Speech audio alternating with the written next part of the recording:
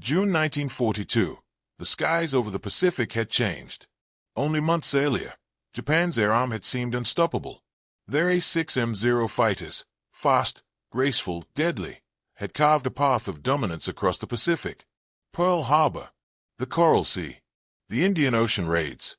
Everywhere the rising sun flew, it brought shock and devastation. But as the embers of Midway smoldered on the horizon, the Empire's invincible image began to crack. 4 of Japan's precious aircraft carriers lay beneath the sea: Akagi, Kaga, Tsuraya, Hiryu, and with them, the most experienced pilots Japan had ever trained. The skies that once belonged to the Zero were now clouded with uncertainty. The Americans had learned. They had adapted. And deep in the factories of Long Island, a new predator was being forged. One that would soon change the balance of the air war forever. They called it the Grumman F6F Hellcat. It began in the hangars of Grumman Aircraft Engineering Corporation. The men who built airplanes here were known for one thing: toughness. They were their ironworks. Their philosophy was simple: if it can't bring a pilot home, it's not a Grumman. Engineer Rex Beisel stared at a chalkboard filled with aerodynamic equations. Beside him, Leroy Grumman, founder of the company, watched the prototype lines forming. The F4F Wildcat had done its duty, but it was outmatched. The Japanese Zero could outturn and outrun it. The next generation had to do the impossible, to beat the Zero at its own game, yet survive the hits the Zero never could. While engineers worked, far away across the Pacific, U.S. pilots were learning bitter lessons in blood. The Zero's maneuverability left them helpless in tight dogfights. Its climb rate, its range, and its roll, unmatched. But its weakness was fragility. Veterans of the Coral Sea remembered watching Zeros burst into flame after just a few hits. They lacked armor. No self-sealing fuel tanks. One tracer round, and the elegant white fighter became a fireball. Grumman's men took note. The Hellcat would be different. It would be strong, forgiving, and deadly in a dive. The first Hellcat prototype, XF6F1, rolled onto the tarmac in June 1942. It looked powerful. Broad wings, thick fuselage, but under the hood was not yet the beast it would become. The original Wright engine struggled to deliver speed. Test pilot Bob Hall took it up, and when he landed, his report was blunt: she needs more power. That power would come from the Pratt & Whitney R2800 Double Wasp, an engine so strong it could pull a fully loaded Hellcat to 380 miles an hour. By the spring of 1943, the XF6F3 was born, a flying fortress disguised as a fighter. Meanwhile, across the sea, Japan's air fleet was shrinking, not in machines, but in men. The best pilots of Pearl Harbor, gone. Replacements were being trained in haste. Flight hours reduced. Tactics simplified. The Empire was preparing for a fight it no longer had the experience to win. Instructors like Lieutenant Commander Minoru Genda pleaded for better training. But Tokyo demanded results, not reflection. The Americans were coming, and in the Marianas, they would strike directly at Japan's defensive ring. Aboard the brand-new Essex-class carriers, young pilots stood beneath the tropical sun. Men like David McCampbell, Alex Vrashew, and Butcher Hare. They would soon be the faces of America's new air war. The Hellcat was their steed, a machine that could dive faster, shoot harder, and survive what the Zero could not. It wasn't elegant. It was brutal. But in war, beauty doesn't win battles. As the Americans advanced across the Pacific, from Tarawa to Kwajalein, the Hellcat began to prowl the skies. Its blue-gray wings cast long shadows over island chains once ruled by Japan. At first, the Japanese pilots were confident. They saw a new fighter and assumed it was another Wildcat. Slow, clumsy, predictable.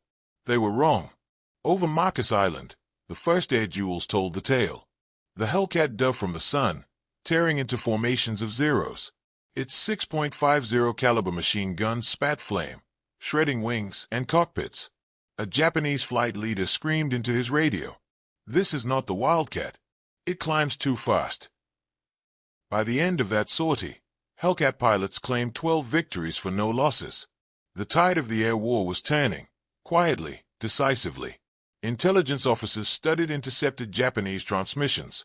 They noted a single phrase repeated again and again: "New American fighter, too strong." In the summer of 1943, the Hellcat had proven itself. But the true test, the moment that would shock Japan's finest aviators, was still to come. The Marianas, the turning point in the air, where the rising sun would meet the Hellcat head-on and fall. It was the summer of 1943. The air above the Long Island factory shimmered with heat, smoke, and anticipation. Inside Grumman's massive hangars, men worked in rhythm, rivets echoing like drumbeats of a coming storm. The war had reached a new phase, and America's hopes for air superiority now rested on a single machine, the F6F Hellcat. Engineer Rex Beisel traced a finger along the blueprints. Beside him stood Bill Schwendler, Grumman's chief engineer, adjusting his glasses as he studied the wing stress data. "She has to take a hit and still fly," Beisel said. "Not just once, again and again." The team nodded. They understood the stakes. In the Pacific, pilots had no second chances. Armor meant life. The decision was made. The Hellcat's cockpit would be surrounded by bulletproof glass and steel plating. Its fuel tanks, self-sealing, layered with rubber and fabric to prevent catastrophic fires. And its wings, broad and steady, designed to absorb punishment and still lift a wounded bird home. In the heart of the ironworks, workers called their new fighter the Cat with 9 lives. Each day, dozens rolled out, their glossy blue coats catching the sunlight. Each day, one more step toward the sky. The F6F wasn't just an aircraft, it was a philosophy, a rebuttal to the fragility of the Zero. At the same time, another masterpiece was being perfected, the R2800 double wasp engine. 18 cylinders, 2,000 horsepower, a radial monster that could outclimb, outrun, and outfight anything Japan could put in the air. The roar of the double wasp was a promise. That American air power would not be matched again. The new prototype, the XF6F3, gleamed on the runway. Test pilot Bob Hall climbed into the cockpit, his leather gloves creaking as he tightened his harness. Ground crew stepped back. Engines primed. Hellcat 1, cleared for takeoff. The double wasp screamed as Hall pulled back on the stick. The aircraft surged forward, wheels lifting cleanly off the tarmac. Within seconds, it climbed. Higher, faster, steadier than anything before it. When he landed, Hall's grin said everything. "Gentlemen, we've got ourselves a Zero killer." As the first squadrons of Hellcats arrived in the Pacific, the mood aboard U.S. carriers changed from hope to confidence. Commander David McCampbell, a calm and meticulous pilot, ran his hand along the fuselage of his new fighter. He could feel its strength, thick armor plates, solid rivets, reliable controls. Unlike the fragile Zeros, this machine was made to survive the worst. Pilots began training intensely, gunnery, carrier landings, combat formation drills. Hellcat squadrons practiced deflection shooting and high-side attacks, techniques impossible in older fighters. The Navy's doctrine evolved too. Now, U.S. pilots were told, "Don't turn with a Zero. Climb. Dive. Use your speed. Use your armor." It was a new way of fighting, energy combat, and the Hellcat was built precisely for it. Across the ocean, the Japanese naval air staff was quietly alarmed. Reports from Rabaul and Truk spoke of new American fighters, fast, rugged, with heavy armament. Pilots who survived described them with awe. One Japanese ace, Ensign Hideyoshi Nishizawa, recorded in his logbook, "The new American plane climbs like a demon. Even when we strike, it does not fall. It returns fire." But High Command dismissed these concerns. To the Japanese military elite, the Zero was still sacred, the perfect fighter, symbol of the Emperor's will. They could not imagine an aircraft superior to it. They were about to be proven wrong. By early 1944, hundreds of Hellcats patrolled the Pacific. They escorted bombers, strafed islands, and tore into Japanese formations with terrifying precision. Over the Marshall Islands, the score was staggering. Hellcats claimed 45 enemy aircraft for just 6 losses. A pattern emerged, a ratio that would only grow wider. Pilot 1, McCampbell. The Hellcat felt like an extension of yourself. You could dive away, climb, or take hits. She just kept flying. Pilot 2, Alex Vrashu. It wasn't about dogfighting anymore. It was about hunting. They were hunters, yes, but they respected their prey. Many pilots who faced the Zero admitted the Japanese were superb flyers, graceful, disciplined, and fearless. But bravery alone cannot defeat superior design. In Japan, The cracks deepened. Fuel shortages crippled pilot training. New recruits averaged fewer than 100 flight hours, compared to the Americans' 300.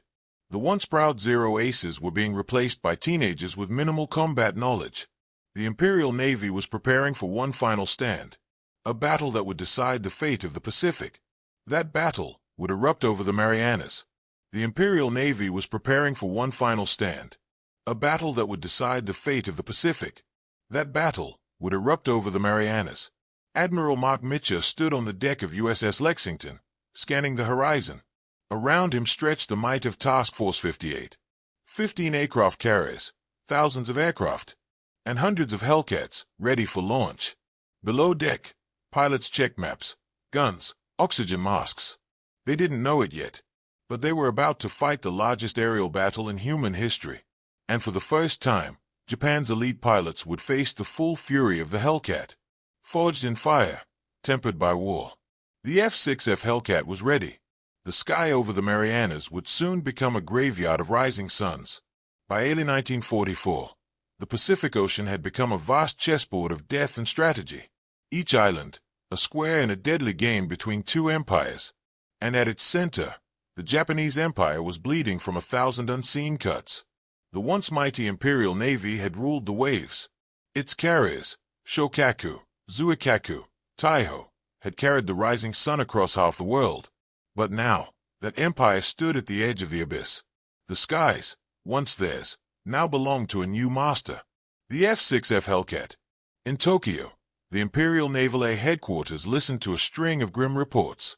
Losses at Rabaul, defeats at Truk, entire squadrons erased in a single engagement, and the same name appeared in every message. Hellcat. The airstrip at Rabaul was once Japan's strongest fortress in the South Pacific. Now, it was a graveyard. Burnt-out Zeros lay twisted on the coral runways. Mechanics scavenged spare parts from wrecks. Japanese pilots returning from sorties spoke in disbelief. The new American fighters dove from the sun, firing 6 streams of heavy .50 caliber fire. The Zero's thin aluminum frames were torn apart in seconds. Commander Masotaka Okamura, one of the few surviving aces, noted in his diary, "They attack from above, always from above. They are fast, faster than any of us. It feels like fighting ghosts." Across the sea, aboard the USS Essex, American pilots studied enemy tactics. Charts, photographs, and combat films were analyzed late into the night.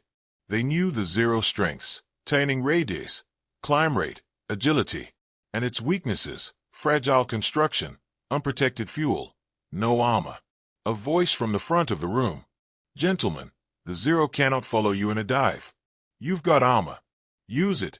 Dive, shoot, climb, and get out." It was a new era of air combat, precision, coordination, and ruthless efficiency. Admiral Raymond Spruance and Mark Mitchell were already planning the next offensive, the invasion of the Marianas Islands. Saipan, Tinian, Guam, the stepping stones to Japan itself. To protect those islands, the Japanese High Command knew it had to fight.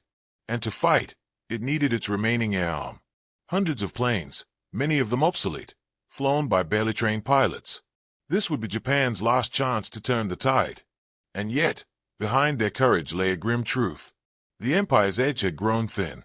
Back in Japan, the war machine was faltering. Factories struggled with aluminum shortages. Fuel was scarce. Pilots trained in the shadow of defeat. What had once been a carefully built air corps, graduates of the elite Yokosuka and Tsukuba academies, was now being replaced by boys barely out of school. Flight instructors pleaded for more time. The Navy refused. The Americans were advancing too fast. In desperation, the Japanese turned to a new plan, Operation Ego, a massive naval counterattack that would gather every remaining carrier and aircraft in one colossal strike. It would be their final gamble. Back in America, production was relentless. At Grumman's Bethpage plant, the Hellcats rolled out like clockwork. Every 63 minutes, a new one left the assembly line. Each machine a symbol of industrial might, and a message to Japan. The U.S. would not stop. The Grumman engineers had done their job. Now, it was up to the pilots. In the hangar decks of Task Force 58, pilots briefed for their next operation. They studied charts showing Saipan, Tinian, and Guam, 3 islands forming the gateway to the Philippines, and, beyond that, Japan itself. Commander David McCampbell, now Air Group Commander on USS Essex, addressed his men. "We're taking the fight to their doorstep. We're going to meet their best, and we'll break them." Around him, young pilots nodded. Most had never seen combat, but they had the Hellcat, and that made all the difference. On June 10, 1944, Admiral Jisaburo Ozawa received the order.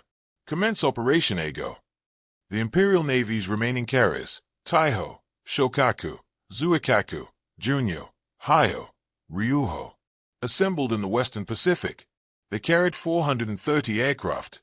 But the pilots, most were green, rushed into service, many with less than 100 hours of flight time. The enemy, the Hellcats of Task Force 58, flown by veterans hardened by years of war. The stage was set. At dawn, waves of American Marines stormed the beaches of Saipan. Behind them, naval guns roared, and above them, Hellcats circled like hawks. They strafed bunkers, shredded defensive positions, and hunted any Japanese aircraft brave enough to rise from the airfields. The battle for Saipan was brutal, a fight not just for land, but for Japan's psychological survival. If the Marianas fell, Japan would be within range of B-29 bombers. It would mean the homeland itself was no longer safe. The Japanese response came swiftly. On June 18th, the Imperial Fleet steamed east. Ozawa's mobile fleet, the last great carrier force of Japan. His orders were clear: destroy the American fleet at all costs. The coming storm would dwarf every air battle that came before. Thousands of men, hundreds of aircraft, and the fate of the Pacific itself would be decided in a single day. And so, as Task Force 58 waited under the vast blue expanse of the Philippine Sea, the radar screens began to hum. Contacts. Dozens. Then hundreds. The Hellcat pilots scrambled to their aircraft. Engines roared to life. The time had come. At the Empire's edge, 2 worlds were about to collide. One built on faith and courage, the other on steel and science. The skies of the Marianas would soon be filled with fire. June 1944. The vast Pacific shimmered beneath a relentless sun. On the decks of the U.S. carriers, Essex, Lexington, Enterprise, Bunker Hill, and Yorktown, hundreds of aircraft waited in silence. Their wings folded, their engines quiet, their pilots calm. But somewhere beyond that blue horizon, the Empire of Japan was moving. Admiral Ozawa's carrier fleet, 6 carriers, 430 planes, was advancing toward the Marianas. This would not be another small raid. This would be the greatest carrier battle in history. And leading the charge were the Hellcats. Aboard the USS Lexington, Commander David McCampbell reviewed the briefing one last time. Radar had detected enemy formations, far, but closing fast. "Gentlemen," he said, "this is it. The big one." Across the deck, pilots strapped in, checked guns, adjusted oxygen lines. Every man knew what was coming. For the next 48 hours, the skies would decide the Pacific. On the other side of the sea, Admiral Jisaburo Ozawa stood on the deck of Taiho, Japan's newest carrier, the pride of the Imperial Navy. Her armored flight deck gleamed in the morning light. He had faith in his men, veterans from the old days, mixed with hundreds of young, barely trained pilots. But Ozawa did not know that American radar and the Hellcats were already waiting. At 10:23 a.m. on June 19, 1944, radar aboard the USS Enterprise detected hundreds of incoming blips. A voice over the radio: "Raid approaching, bearing 250, distance 70 miles. Sirens screamed across the decks. Pilots sprinted to their aircraft. Engines thundered to life. Hellcats, scramble, scramble. One by one, the great blue fighters clawed into the sky, their propellers slicing through the humid Pacific air. The largest aerial battle of the Pacific had begun. High above the fleet, Lieutenant Alex Vrashu spotted the first enemy formation, a wave of Japanese dive bombers, escorted by Zeros. He pushed his throttle to the limit. Target in sight. "I'm going in." He dove from the sun, a Hellcat's favorite move. And within minutes, 3 enemy bombers fell in flames. 2 more followed. Then another. 6 kills in 8 minutes. It was the stuff of legend. And it was only the beginning. For the Japanese pilots, it was a nightmare. They had been told the Americans were weak, clumsy, inferior in air combat. But now, they watched in horror as blue-gray fighters sliced through their formations with impossible speed. One Japanese pilot screamed over the radio, "Teki no Sentoki wa, Jigoku no Yoda." The enemy fighters, they are like demons. The Hellcat's armor shrugged off gunfire. Its 6 guns tore through zero after zero. Pilots who bailed out never saw their parachutes open. In less than 2 hours, the first wave of Japan's strike force was annihilated. Over 200 planes, gone. Not one American carrier was hit.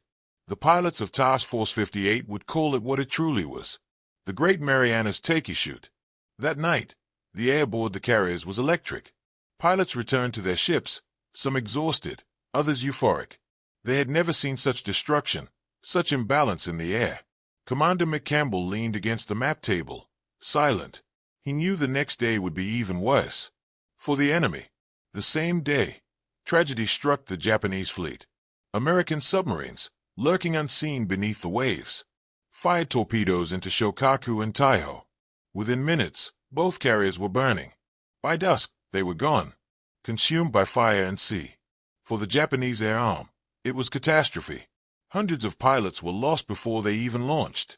By the next morning, June 20th, American reconnaissance spotted the retreating Japanese fleet.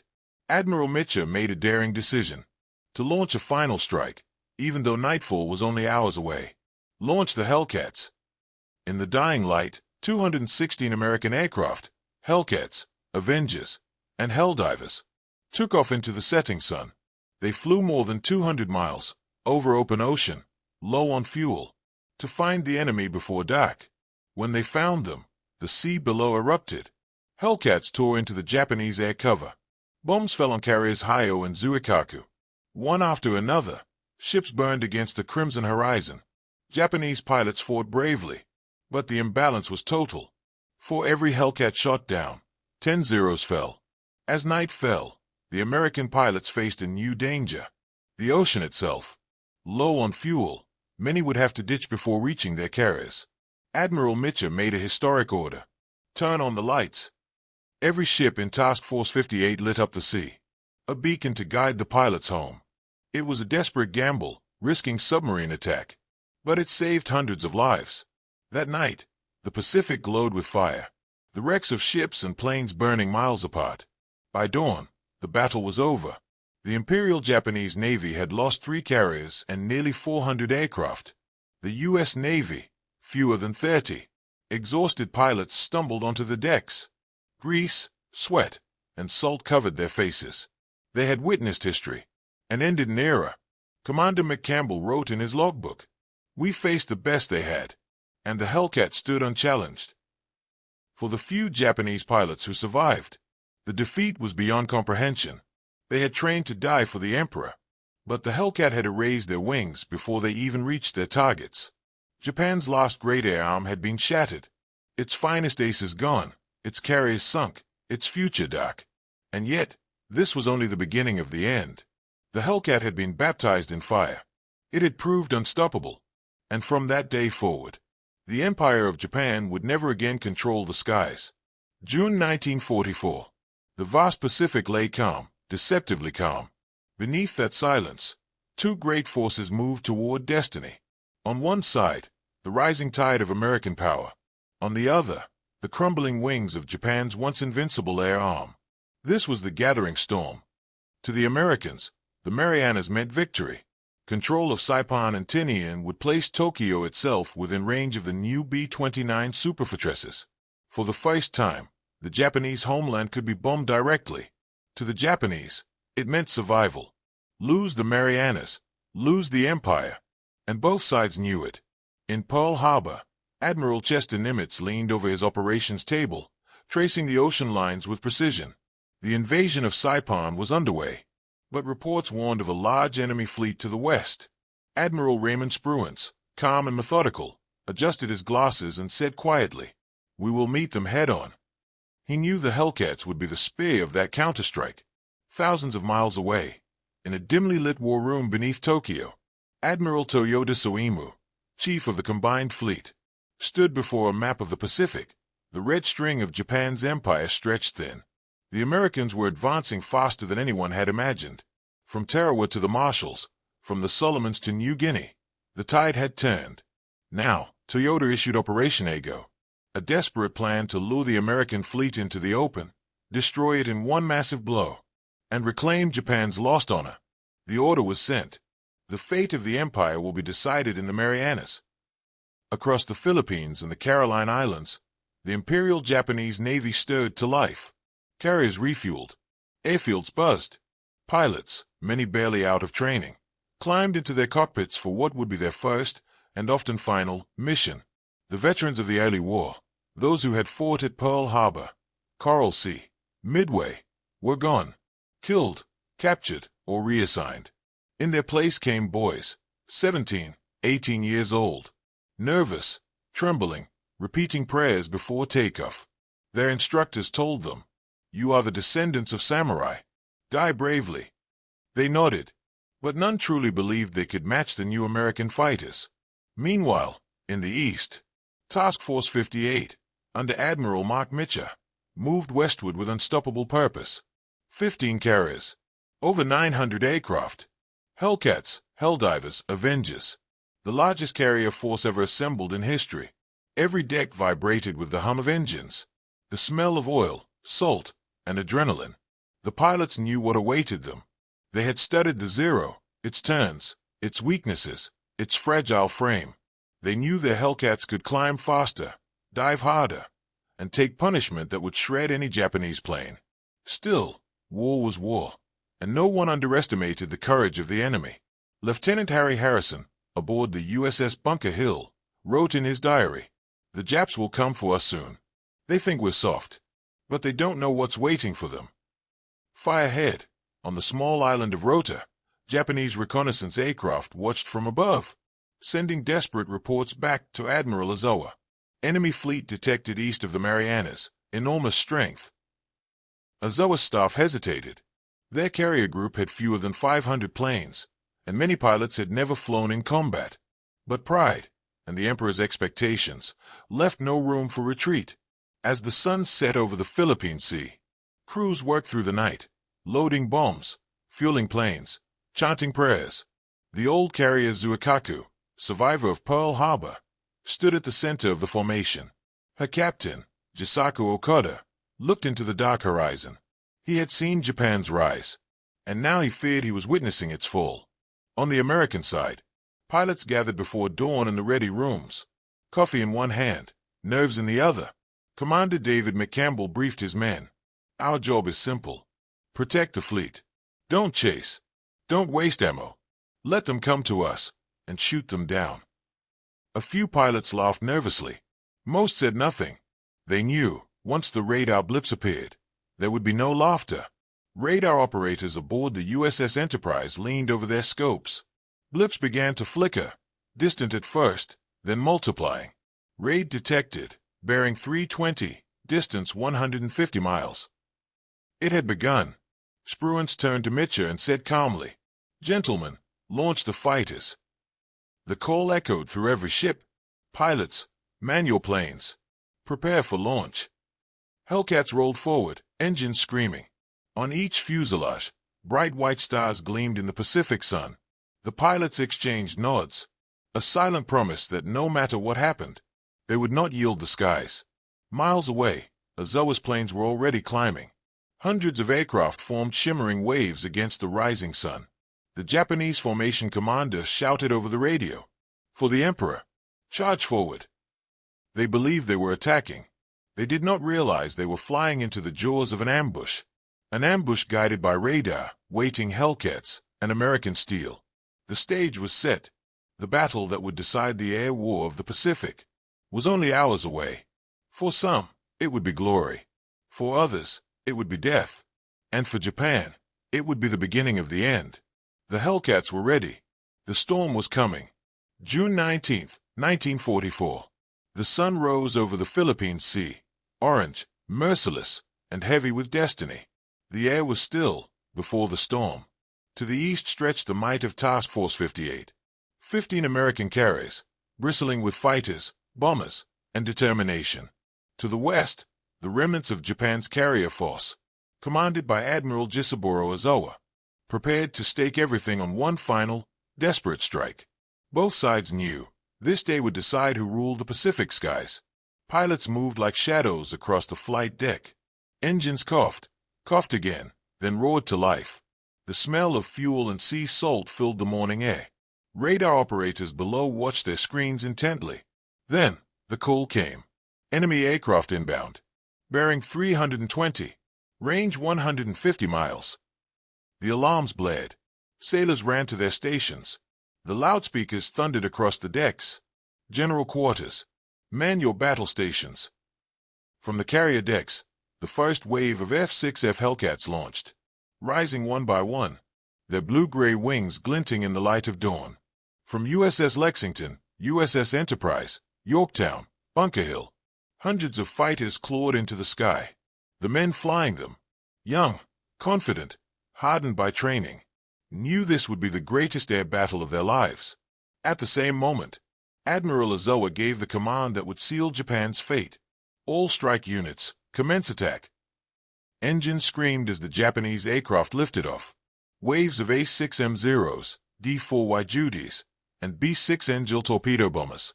Over 370 planes thundered into the morning sky. But they were flying into an invisible net. A storm of radar-guided death. At 10:30 a.m., the first Japanese wave came into range. They were tired, uncoordinated. Many pilots barely understanding radio commands. The Americans saw them coming from 70 miles away. Commander David McCampbell and his division moved into intercept position. All Hellcats, stay in formation. Let them come into the trap. The sky erupted. Hellcats dove from above like hawks striking prey. Gunfire ripped through the clouds, short, controlled bursts. Within seconds, the formation of Japanese bombers shattered. Planes spiraled down in flames, engines torn apart. A pilot named Ensign Ralph Hanks radioed. Got one, correction, two. They are breaking. They are breaking. In less than 15 minutes, the first wave was gone. Admiral Mitchell stood calmly on the bridge of Bunker Hill, binoculars raised toward the horizon. Below him, the sky was a mosaic of smoke and fire. His operations officer turned to him. Sir, first wave destroyed. Mitchell nodded. Good. Tell them to prepare for the next. Because another wave was already inbound. Wave after wave, 4 in total, came at the American fleet that day. Each one met the same fate. Radar spotted them. Hellcats intercepted them. And before they could even see a carrier deck, they were gone. By noon, over 200 Japanese aircraft had been destroyed. Inside the cockpits of the Japanese bombers, panic spread. Their radios crackled with confusion. Smoke filled the air. And the sky, once filled with their comrades, was now empty, save for falling wreckage. A young pilot, barely 19, screamed into his radio. Where's the enemy fleet? I can't find it. Another voice, calm but broken. They are everywhere. They are everywhere. Many never reached their targets. Those who did found a wall of anti-aircraft fire, so thick it looked like black rain. Tracer rounds, 5-inch shells, and flak filled the air. A few Japanese torpedoes splashed harmlessly into the sea. None struck a ship. By mid-afternoon, the Imperial Navy's carrier air force was finished. The American pilots returned to their decks. Their aircraft pitted, streaked with gunfire, but their spirits high. One pilot laughed as he climbed down from his cockpit. They came right at us, and we just mowed them down. It was said that so many Japanese planes fell that day that sailors could watch them hit the water like stones in a pond. But the Japanese fleet's suffering wasn't over. At 2:30 p.m., deep beneath the waves, the American submarine USS Albacore found its target. It fired a spread of torpedoes. One struck Taiho, Ozawa's flagship. The great carrier shuddered. Fuel fumes spread. Hours later, an accidental spark ignited the fumes, and the pride of Japan's fleet vanished in a tower of fire. Ozawa, forced to transfer his flag, watched the burning wreckage of Taiho from his bridge. He said quietly, almost to himself, "Our air force is destroyed. The sea belongs to them now." As the sun set, the battle was over. Out of 430 Japanese aircraft launched that day, More than 350 had been destroyed. The Americans lost 30. One pilot described it best. It wasn't a battle, it was a massacre. History would call it the Great Marianas Turkey Shoot. That evening, the ocean was calm again, but the air smelled of oil, gunpowder, and victory. Pilots gathered on the decks under a blood-red sunset. They smoked, joked quietly, and stared at the endless horizon. They had fought one of the most lopsided battles in history, and won. The Day of Eagles had come and gone, and from its ashes, the balance of the Pacific changed forever. Japan would never again rise to challenge America in the air. June 20th, 1944. The waves of the Philippine Sea rolled calmly, but beneath them lay wreckage, hundreds of Japanese aircraft, the broken pride of the once mighty Imperial Navy. Above the horizon, smoke still drifted from burning carriers. The day of the Great Marianas Turkey Shoot was over, but the consequences had just begun. Aboard his new flagship, the Zuikaku, Admiral Jisaburo Ozawa stood at the rail, the wind blowing through his hair as he stared into the darkness. He could hear the distant rumble of American engines and the crackle of static from his broken communication lines. Of the 430 planes he had sent that morning, barely 80 had returned. So few, he whispered. All gone. Around him, the officers remained silent. No one dared to speak. The Imperial Japanese Navy, once the terror of the Pacific, had been crippled in a single day. But Tokyo demanded victory, not excuses. And so, the order went out. Prepare for counterattack. The fleet must not retreat. In Tokyo, Admiral Toyoda Soimu, chief of the combined fleet, listened to the first reports from the front. His face hardened as the words reached him. All strike forces annihilated, carriers damaged, morale low. For a long moment, he said nothing. Then, quietly, continue the operation.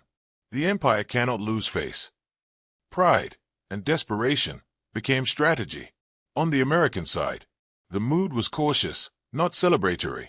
Admiral Mitcher and Admiral Spruance studied the sea charts, searching for the retreating Japanese fleet. They knew Ozawa still had carriers, and those ships had to be destroyed before they could regroup for another strike. At 4:30 p.m., Mitcher made a daring decision. We'll launch. All planes, full strike load. We'll hit them before nightfall. It was one of the boldest orders of the war. 216 aircraft, Hellcats, Avengers, and Helldivers, took off into the fading sun. They flew west, into the darkening sky, with only the setting sun as their guide. Their target, Ozawa's fleeing fleet. As the sun dipped below the horizon, Japanese lookouts spotted the approaching silhouettes. Then, the sky erupted. Hellcats dove to strafe the decks. Helldivers screamed down with precision. Avengers released torpedoes that cut through the water like arrows of light. Carriers Taiho and Zuikaku burned under relentless attack. Japanese anti-aircraft gunners fought back desperately, but the American pilots were unrelenting. In one of the most daring night strikes of the Pacific War, American pilots pressed the attack into total darkness. Some had to find their way back with no fuel, their gauges empty, their compass lights flickering. Admiral Mitcher gave the historic order, "Turn on the lights." Every carrier in Task Force 58 illuminated its decks, a glowing path across the black ocean. It was an act of faith, and it saved hundreds of pilots. One by one, Hellcats and Avengers touched down on the lit decks, some skidding, some crashing, but most making it home. By dawn, the sea was quiet again, but the Japanese fleet was shattered. 3 carriers destroyed, over 400 aircraft gone. Japan's carrier air power erased. For the first time since Pearl Harbor, the Imperial Navy no longer possessed a strike arm. Their carriers could still float, but they had no pilots left to fly from them. The Hellcat had broken the wings of the rising sun. In the months that followed, Japan tried to rebuild. New pilots were rushed through training. Old aircraft were patched and repainted. But the truth was inescapable. There were no more veterans to teach the young, no more skilled leaders to guide them. The new generation could barely take off, let alone face the Hellcat. American intelligence intercepted desperate transmissions, requesting experienced instructors, none available. Requesting more fuel, none available. The Imperial Air Arm was dying, not in combat, but in exhaustion. When Ozawa finally returned to Japan, he was met not with anger, but with silence. The emperor's aides listened to his report, his voice trembling as he described the destruction. We were defeated completely. For a moment, no one spoke. Then one officer bowed deeply and said, "Your fleet did its duty. The gods were not with us." But Ozawa knew. It wasn't the gods. It was the Hellcats. On the other side of the ocean, American sailors stood on their decks, watching the calm waves stretch endlessly toward Japan. They knew what came next. The Marianas were theirs. And now, the path to Tokyo was open. The air belonged to the Hellcats. And soon, the sky itself would deliver the final blow. The Battle of the Philippine Sea was more than a victory. It was a turning point. The moment Japan's empire began to collapse from the sky downward. From this day forward, every battle, every island, every mission would bear the shadow of the Hellcat. And for the Japanese pilots who survived, that shadow would never fade. The morning after the Battle of the Philippine Sea, the Pacific lay still, a graveyard of wrecked dreams and twisted metal. Across the horizon, American carriers stretched in formation, their decks gleaming in the sunlight. From them rose the sound of engines, the heartbeat of victory. The Hellcats were taking off again. They were no longer just fighters. They were the spearhead of an advancing empire of steel. From the decks of the Enterprise, the Lexington, the Yorktown, and the Bunker Hill, Hellcat squadrons launched daily into the wide blue void. Their targets, Saipan, Guam, Tinian, and every island that stood between the Marianas and Tokyo. The war in the Pacific had entered its final, relentless phase. And the F6F Hellcat, the machine the Japanese once dismissed as too heavy, too slow, was now the undisputed master of the sky. By July, Task Force 58's pilots were veterans of a new kind of war. They didn't fight for survival anymore. They fought for domination. Their enemies were no longer Elite Zero aces, but frightened recruits, barely trained, rushed from flight schools that no longer had fuel or proper aircraft. Over the skies of Guam, Hellcat squadrons clashed with the remnants of Japan's air defense. The sun glared through the clouds as blue-painted fighters streaked in formation. Hellcat Blue 3, bandits at 12 o'clock high. The F6F's Dovers 1, 6 guns blazing in perfect rhythm. In moments, the sky was filled with smoke trails. Japanese planes fell burning into the sea, their pilots never having fired a single shot. By the time Guam fell in August 1944, the Americans had secured the Marianas, the perfect base for their next weapon, the B-29 Superfortress. From these islands, Japan's cities were now within range. But before the bombers could fly, the Hellcats had to clear the skies. While Navy Seabees carved runways into coral rock, Hellcats circled above, scanning the horizon for any sign of Japanese counterattack. They became both shield and sword, protecting construction crews, strafing hidden positions, and destroying the lost resistance. By day, they hunted supply convoys. By night, they strafed airfields and harbors. Every flight meant more fuel burned, more pilots lost on the Japanese side, and another step closer to Tokyo. Ensign George Welsh of VF-15 remembered one mission vividly. "We were over Tinian," he wrote. "We spotted a formation of Zeros, maybe 12 or 15. They came straight at us. No hesitation. We turned into them and it was over in seconds." By the end of the day, Welsh had 5 confirmed kills, and the enemy never broke through. He was 23 years old. For every American pilot like Welsh, there were dozens of young Japanese aviators who never made it home. They weren't cowards. They were outnumbered, outgunned, and fighting against an industrial machine they could never match. In Tokyo, desperation turned to madness. Admiral Toyoda's staff proposed new special attacks, missions of sacrifice. They would soon be called kamikaze. But in mid-1944, even before those orders were formalized, some pilots had already begun diving their damaged planes into the enemy ships out of hopeless rage. The seeds of suicide warfare were sown. In the shadow of the Hellcat's dominance, aboard the USS Essex, Commander David McCampbell briefed his men under dim red lights. McCampbell, a calm, fearless leader, was already a legend among naval aviators. He told his squadron, "Gentlemen, we've broken their back, but don't underestimate them. A desperate enemy is the most dangerous kind. By October, the Hellcats had moved on to the next battlefield, Formosa. It was the prelude to the invasion of the Philippines, a massive air campaign meant to destroy Japan's remaining air power, once and for all. For 3 relentless days, the skies above Formosa burned. Hellcats met wave after wave of Japanese aircraft. Interceptors, bombers, even float planes pressed into combat. The radio crackled constantly. Bandits. More coming from the east. By the end of the battle, Task Force 38 claimed over 500 Japanese planes destroyed, the largest aerial slaughter since the Marianas. The Hellcat reigned supreme. And yet, amid their victories, the American pilots began to sense a change. The Japanese weren't retreating anymore.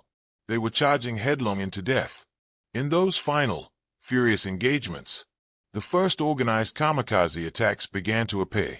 Hellcats were the first to see them, to witness the terrifying sight of enemy planes, diving with deliberate intent into carriers and destroyers. It was the beginning of a new nightmare. Atlanta Gulf, October 1944. The Pacific exploded once again.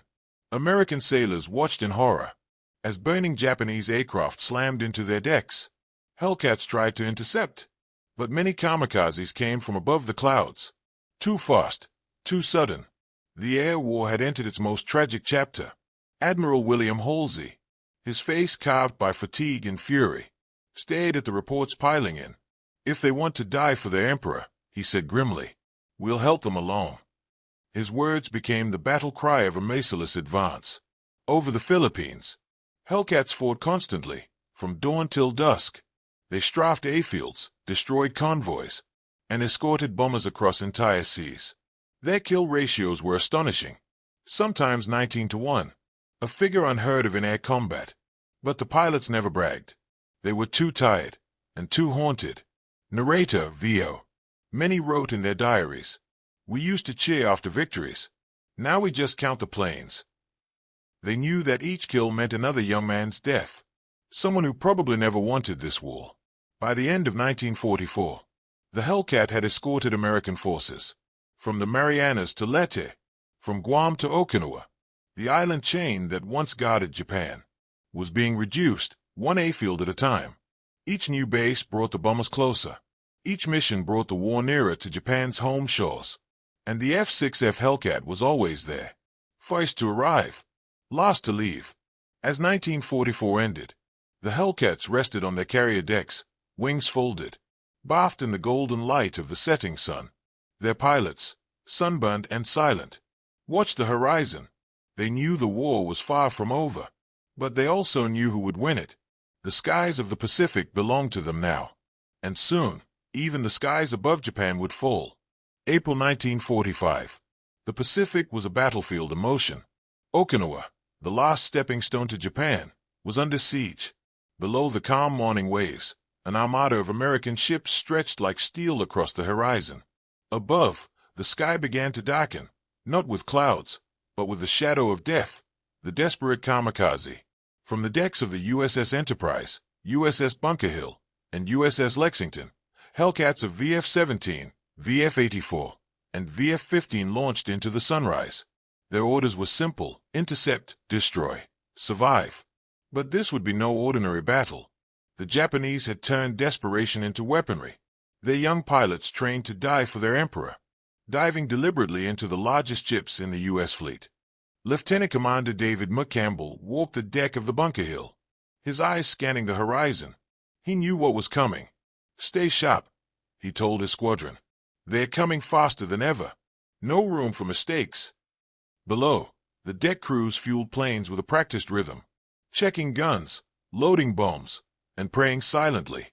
The smell of avgas mixed with salt and sweat. At 7:15, radar blips appeared.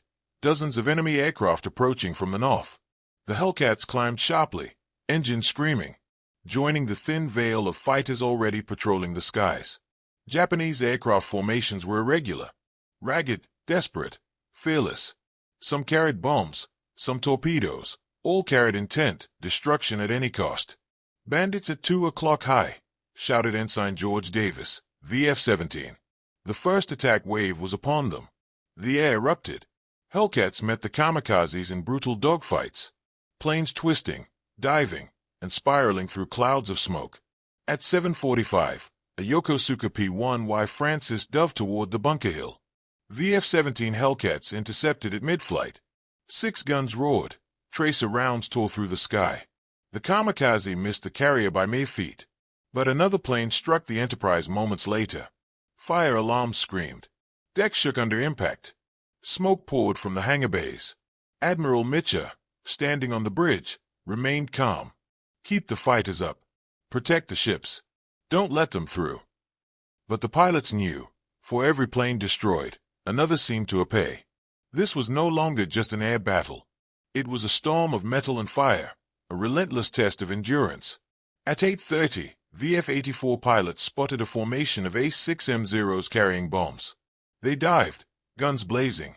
The Japanese pilots, knowing they were outmatched, turned into suicidal attacks. One plane crashed into the deck of USS Bunker Hill.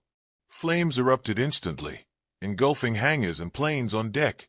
Lieutenant Commander McCampbell radioed, "Damage control teams, get to Wike. Hellcats, intercept the next wave." For hours, the battle raged. Hundreds of kamikazes attacked, while Hellcats tore through the formations with precision unmatched. Pilots like Ensign George Davis and Lieutenant Paul Ramsey of VF-17 tallied multiple kills in a single sortie.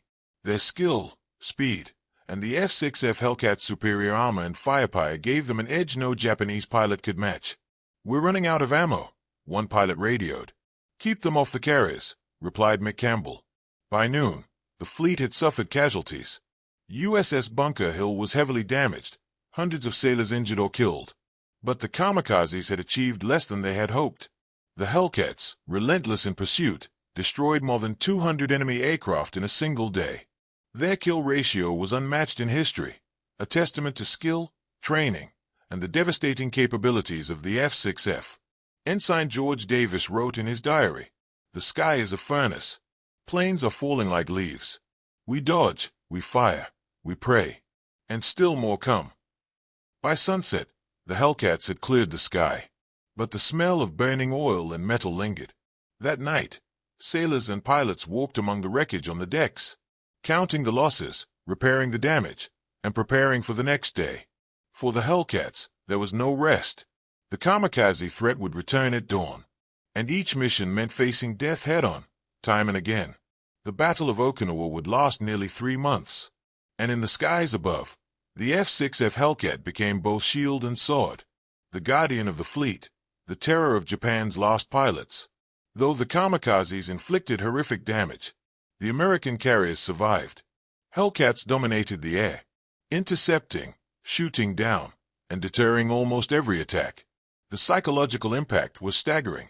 The Japanese pilots knew their best aircraft and bravest pilots could not overcome the relentless might of the F6F. As the sun set over Okinawa, the survivors of VF-17, VF-84, and VF-15 landed on their battered carriers. They were exhausted, sunburned, and haunted by the carnage. But they had done their duty. They had defended the fleet. They had held the skies. The kamikaze had arrived, but the Hellcat had endured. And in the Pacific skies, the F6F had proven itself a weapon of destiny, a guardian of victory, and the nightmare of the Japanese Empire's final pilots.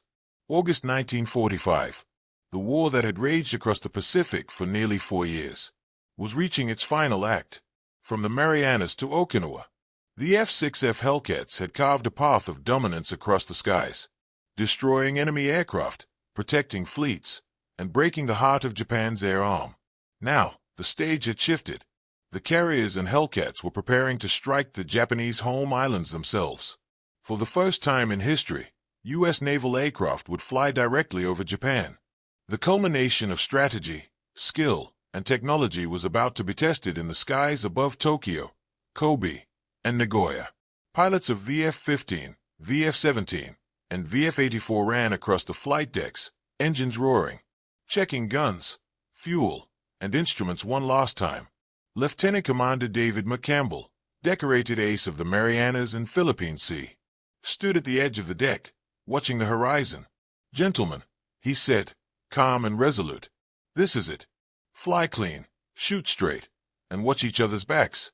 The sky over Japan belongs to us today. The squadrons lifted into the sunrise, a sea of silver-blue wings cutting through clouds, racing toward the enemy homeland.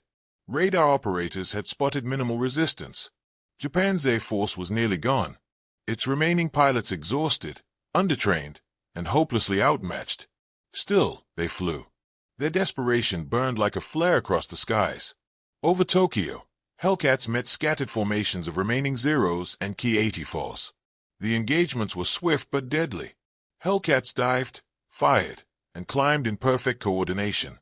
The superior speed, firepower, and ruggedness of the F6F allowed pilots to engage and disengage at will. For every Japanese plane that tried to fight, the Americans had 3 waiting. By the end of the day, more than 100 enemy aircraft had been destroyed, with 0 U.S. pilots lost in air-to-air combat. Hellcats were also tasked with escorting the new B-29 superfortresses. Over Kobe and Nagasaki, the bombers rumbled like thunder, their payloads ready to strike industrial and military targets. Hellcats patrolled above, cutting down the last attempts at interception. Their 6.50 caliber guns a wall of death. It was a final demonstration of aerial supremacy, the sky fully controlled by the Americans. The Hellcats the unquestioned masters. Some Japanese pilots made suicidal dives. Kamikazes targeted American ships far from the mainland. But by now, Hellcats had perfected interception. Every plane that tried to dive on a carrier or destroyer was met head-on. Pilots like George Davis and Paul Ramsey shot down multiple attackers. Their skies a deadly ballet of fire and metal. By late afternoon, Hellcats began returning to the carriers. Decks were filled with planes streaked with smoke, their pilots tired, hands blistered, eyes burning from the sun and adrenaline. They had flown further, fought harder, and faced more desperation than any previous battle. Yet they had prevailed. Mick Campbell, looking out over the calm waters, remarked quietly, "We've done it. The Japanese air arm, it's gone. The war in the air is finished." Within days, atomic bombs were dropped on Hiroshima and Nagasaki. Japan surrendered. The Pacific War was over. The F6F Hellcat, the plane the Japanese had once mocked, had proved decisive, destroying over 5,000 enemy aircraft, protecting fleets from kamikaze attacks, and securing the skies for America's final strikes. In the calm after the storm, the Hellcat sat on carrier decks, wings folded, engines silent. For the pilots, the war was over, but the memories remained. Dogfights over the Marianas, the Philippine Sea, Leyte, Okinawa, and finally Japan itself. They had fought, survived, and dominated. They had turned the tide of the Pacific War in their favor. The F6F Hellcat was more than a plane. It was a guardian, a predator, a legend. Its pilots returned home as heroes. Its enemies feared its name in the sky, and history remembered it as the aircraft that shattered Japan's air power, cleared the path to victory, and ensured that the Pacific would belong to those who mastered its skies. The Hellcats had flown their final flight, and in the end, the sky was theirs.